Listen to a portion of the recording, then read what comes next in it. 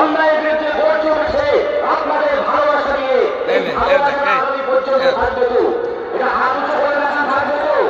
ভাই আমি লম্বা কথা বলবো না, ভাই জবান থেকে আজকে তথ্যভিত্তিক আলোচনা শুনবো। আমি অল্প একটুখানি কথা বলে দিই। কেন্দ্র সরকার যে জিনিসটা করতে চাইছে দিকে দিকে দেখতে পাওয়া যাচ্ছে আস্তে আস্তে। তারা 1992 সালে বাবরি মসজিদ ভেঙেছিল। বাবরি মসজিদ ভাঙার পরে সে জায়গাতে আজকে দিনে সে যে রায় দিয়েছে, সে রায়টা বলছে আস্থার বলে রায় দিয়েছে। সেখানে রামের জন্ম হয়েছিল, আস্থা এটা বিশ্বাসের বলে, কখনো আস্থার বলে রায় দিতে পারে না। এটাই হচ্ছে ভারতবর্ষের জন্য সব থেকে লজ্জা করার ব্যাপার।